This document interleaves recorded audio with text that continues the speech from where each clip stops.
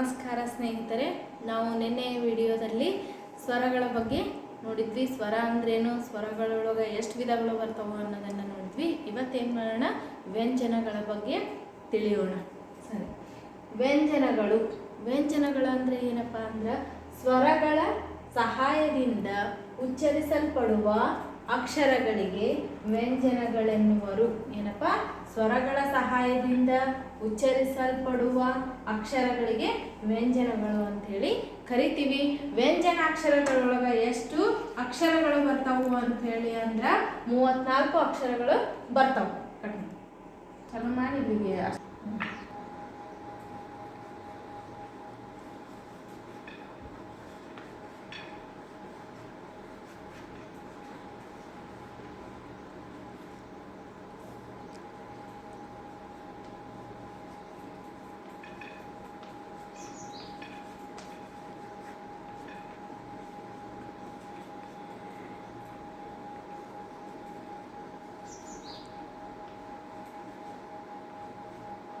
ಮೂವತ್ನಾಲ್ಕು ಅಕ್ಷರಗಳು ಬರ್ತಾವಂತ ಹೇಳಿದೆ.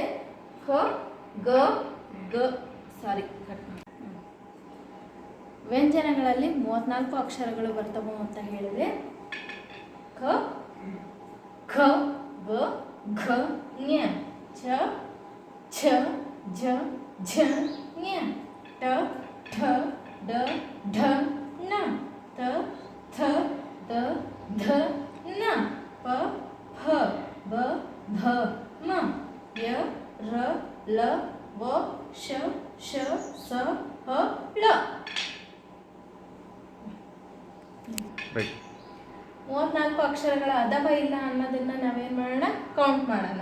1 2 3 4 5 6 7 8 9 10 11 12 13 14 15 16 17 18 19 20 21 22 23 24 25 26 27 28 29 30 31 32 33 34 ವ್ಯಂಜನಗಳು ಅಷ್ಟು ಎಷ್ಟಿದಾವಪ್ಪ ಅಂಥೇಳಿ ಅಂದ್ರೆ 34 ಅಕ್ಷರಗಳಿವೆ.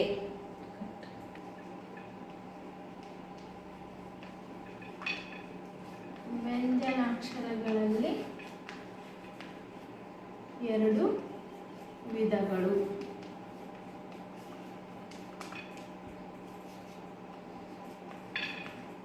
ವ್ಯಂಜನಾಕ್ಷರಗಳಲ್ಲಿ 2 ವಿಧಗಳು.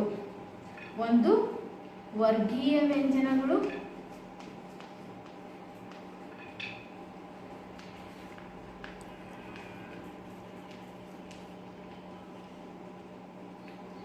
ಎರಡು ಅವರ್ಗೀಯ ವ್ಯಂಜನಗಳು.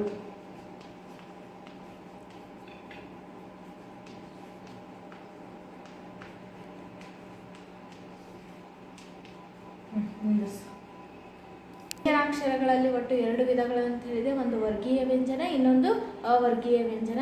ಏನು ಮಾಡೋಣ ಅಂತಂದ್ರೆ, ಇವಾಗ ವರ್ಗೀಯ ವ್ಯಂಜನಗಳು ಅಂದ್ರೆ ಏನು ಅನ್ನೋದನ್ನ ನೋಡೋಣ. ಅದರೊಳಗೆ ಮತ್ತೆ ಎಷ್ಟು ವಿಧಗಳು ಬರ್ತವೆ ಅನ್ನೋದನ್ನು ಕೂಡ ನೋಡೋಣ.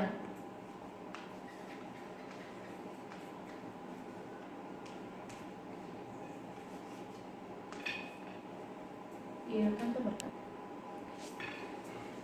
ಕದಿಂದ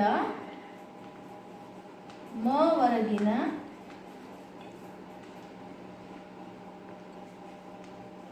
25 ಅಕ್ಷರಗಳಿಗೆ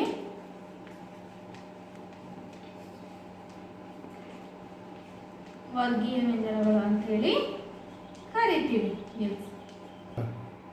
ವರ್ಗೀಯ ವ್ಯಂಜನಗಳು ಅಂದ್ರೆ ಏನು, ಕದಿಂದ ಮವರೆಗಿನ 25 ಅಕ್ಷರಗಳಿಗೆ ವ್ಯಂಜನಗಳು ಅಂಥೇಳಿ ಕರಿತೀವಿ.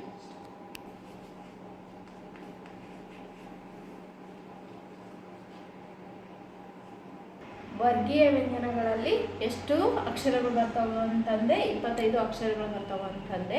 ಅವು ಯಾವಪ್ಪ ಅಂದ್ರೆ ಕದಿಂದ ಮವರೆಗೂ ಏನು ಬರ್ತಾವಲ್ಲ, ಇವ ಅಕ್ಷರಗಳು ಏನಪ್ಪ ವರ್ಗೀಯ ವ್ಯಂಜನಗಳು. 25 ಅಕ್ಷರ ಅದಾವ ನೋಡ್ರಿ. 1 2 3 4 5 6 7 8 9 10 11 12 13 14 15 16 17 18 19 20 21 22 23 24 25 ಇವ ಏನಪ್ಪ ವರ್ಗೀಯ ವ್ಯಂಜನಗಳು.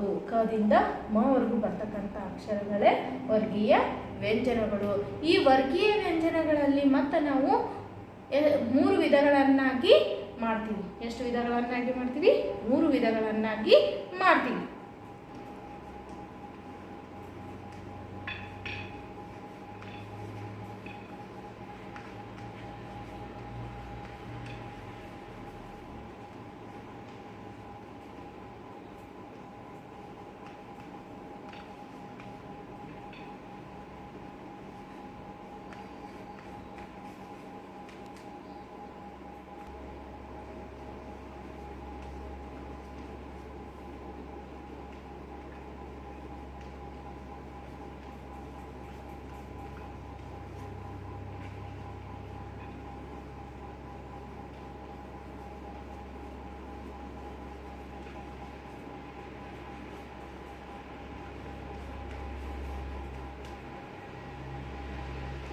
ವರ್ಗೀಯ ವ್ಯಂಜನ